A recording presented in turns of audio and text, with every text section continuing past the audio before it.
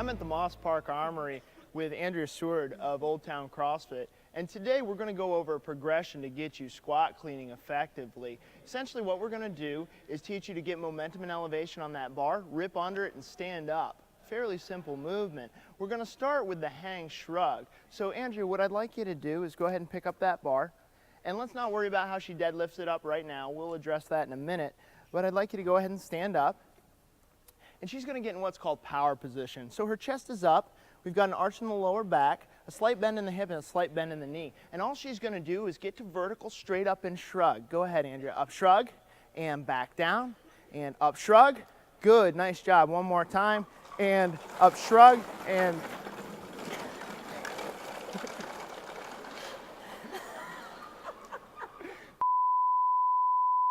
so keep that bar close, Andrea. Up shrug. Go! Back down, go. Back down, keep it close. Up shrug. Good. Now, we don't want to extend through the bar. We don't want the bar traveling out. We want it to go straight up and stay close to her body. We know in the clean, if she has to catch that, if it's going forward, she's going to have to go forward. So we're going to get some unweighting and we're going to get some problems with that catch. So let's try one more time. Keep that super close. Up shrug. Good, Andrea. One more time. Up shrug. One more time. Up shrug. Good. We want a super violent action. We want those traps contributing to the upward momentum of that bar because it's going to bias our window to rip under it. Okay, go ahead and set that down for a second. Ripping under it essentially is finding the bottom of the front squat quickly. So what we're going to have Andrea do is demonstrate the tenets of the front squat. Keep in mind that they all extend off of the air squat. So if you don't have a good air squat, you need to work on that. If you need the flexibility for the good air squat, get that done before you beat your head against the wall trying to do this. So Andrea, let's pick that up into the front squat rack position at standing. And I want you to notice a few of the salient values here. Basically, she's babysitting the bar with her fingers. It's resting on her upper deltoid, and perhaps most importantly, that upper arm's parallel to the deck. That's synonymous with that upper deltoid shelf being large enough to set the barbell on. And it's not the wrist-bearing weight, but the shoulders. So what I'd like you to do, Andrea, is hit rock bottom there for me. And we'll notice that Andrea's got a beautiful squat, very upright. We've got a lower lumbar arch, the knees tracking the toes, but most importantly, she maintains that rack position. And she's going to drive out of the bottom of that front squat with her elbows first, elbows up, and that's going to give her a head start on cleaning. Back down, elbows up, back down, drive up. You'll notice it's almost like her upper body is one piece and the legs are just moving it up and down as a unit, and that's gorgeous. That's exactly what we're looking for. Now, go ahead and relax. I'm going to give you a break for just a second. But what we're going to do to Andrea now is perhaps the least fun part of learning to Olympic lift, being comfortable in the bottom. And we're going to put her into the bottom of that front squat and basically have her hang out for a second. You should do the same thing, and a second might be generous. It's probably going to be more like 30 seconds because we want you to know what it's like to exist down there, and you'll see why when we hit the next part of the progression. So go ahead and pick that up and get in that front rack, and when you're ready, hit rock bottom for me. Again, we'll notice all the salient features of the front squat are there, but what we're really trying to do is mentally toughen our athlete to be prepared to be down there. Let's assume, for the sake of argument, that Andrea is already pretty mentally tough and I don't need to beat the hell out of her. Go ahead, elbows up, and put the bar down. Good. Now we're going to combine those two drills. We did the hang shrug, and we found the bottom of the front squat. So now I'm going to have Andrea hang shrug and slam into the bottom of the front squat. It's essentially a clean. It's a hang clean. So go ahead and pick that up. Again, we'll remember for the hang shrug, she's going to hit power position. Let's stand up. Hit that power position. She's going to up shrug, hit the bottom of the front squat. Ready? Go. Beautiful. And drive up with the elbows. Remember, we come out of the front squat, elbows up.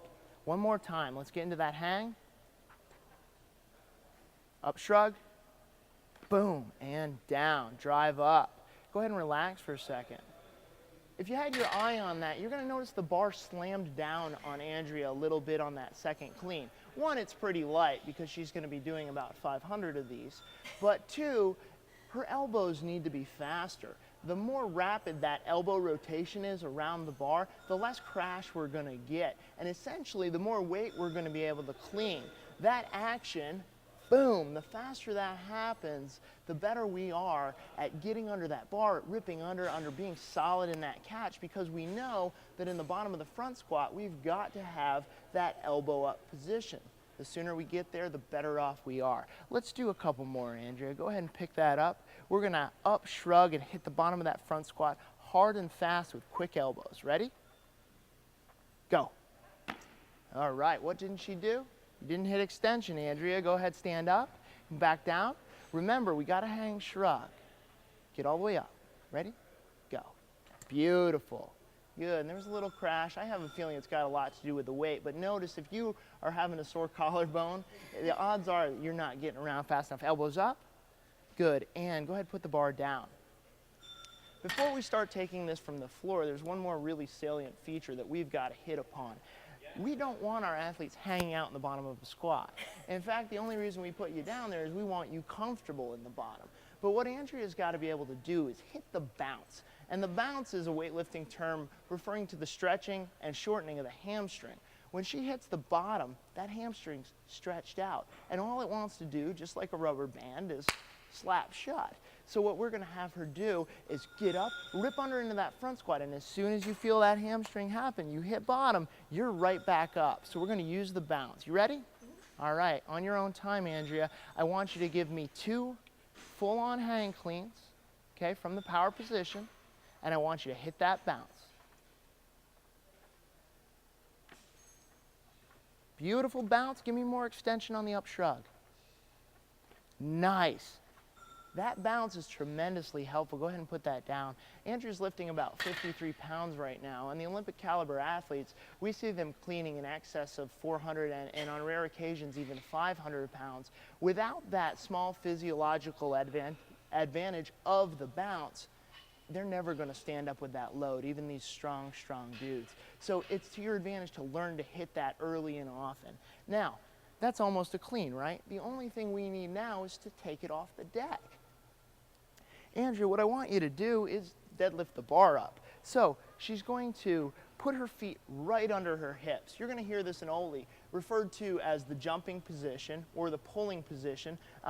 We're going to call it, well, none of the above. I'm just going to tell her to deadlift. But her feet are going to be right under her hips. And what I want you to do, Andrea, is go ahead and line up down on that bar. This is going to be slightly different than your powerlifting deadlift. And there are going to be some people who tell you it's not. I don't believe that personally. And what we want to see is those toes get turned out slightly and the knees to turn out slightly with them. What that's going to allow her to do is deadlift with a slightly more upright posture and require less unfolding of the torso as she comes to extension. What I believe this does is increases the power transmission to the bar because there's less rotational and more vertical component. So go ahead and turn your toes out slightly for me, Andrea, and get down on the bar, of course, with your hook grip. Good, and I'd like to see you sink your hip just a little bit. Even a few degrees are going to be advantageous here. So, when Andrea deadlifts, she's going to keep the angle of her torso constant until she gets to her knee. So go ahead and pull to the knee, and then she's going to go up to power position. And we'll notice that that power position, stick your butt back slightly, is the exact same. Go ahead and relax. When somebody deadlifts, they always pass through power position. So her job is going to be to deadlift the bar using our slightly modified deadlift stance to that power position. And then she's going to up, shrug, and rip under. Now, the wheels come off the clean when you're too fast off the floor. It's a very novice mistake to try and rip that thing off the ground. Try and get all your velocity from there. It's just not how it works. In the bottom, go ahead in the bottom, Andrea. Let's take a look at this. She's in a pretty mechanically advantageous position, but what she's not in is a mechanically advantageous position to jump and shrug, which is our momentum window for the clean. Go ahead, jump and shrug. Takes forever, right? Now, get into power position. Jump and shrug. Good. We can visually see that the power, go ahead, set it down, and the second instance is higher. And so what I'm going to ask her to do is deadlift slowly. All I want you to do is get in that tremendous jumping position that is power position. So you deadlift slow, but when you hit power position, boom, it's up. It's up, shrug, down. So we're going to tie this all together. Let's get in that deadlift. Get in that jumping, pulling position. And I want you to deadlift super slow. Get your hip down a little bit. Deadlift to power. Go! And drive those elbows. All right, so if you're astute, you might have noticed a few things. Didn't quite come to extension, hung out in the bottom. Remember, we're trying to hit that bounce. We've got to get all the way up and shrug. Back down on the ground, Andrea. All right, we're going to deadlift slow to power position. Don't make it two discrete movements. I want it to be nice and smooth, but hit that up, shrug, and down on your own time. Good. Now, she said she didn't extend. What I saw was that bar actually come away from her legs. What that tells me is she tried to deadlift it too fast, because Andrea, you can deadlift, right? Yeah. I mean, yeah, Andrea knows how to deadlift. So I just want to slow it down. I don't want the wheels to come off there. Okay, back down. Good. Deadlift nice and slow, as slowly as you need to, but when you feel it come up your thigh here, Andrea, when you hit power position, you're up. And up. Gorgeous. There we are. Now, kind of slow. We could use a little bit more aggression, but we have our basic progress down. We've got the hang shrug, we've got the front squat, we've got those elbows high, the bounce out of the bottom, a lot to think about. But all I really want you to take from this is we're buying momentum and elevation with that up shrug. We're hitting a picture perfect rock bottom front squat position, and we're not hanging out down there. Okay? Once you have those, you can combine them with your deadlift, and you'll be squat cleaning. So thanks, Andrea. I appreciate it. Thanks a lot. And thanks to the Canadian Forces for having us here at the Moss Park Armory. Good job.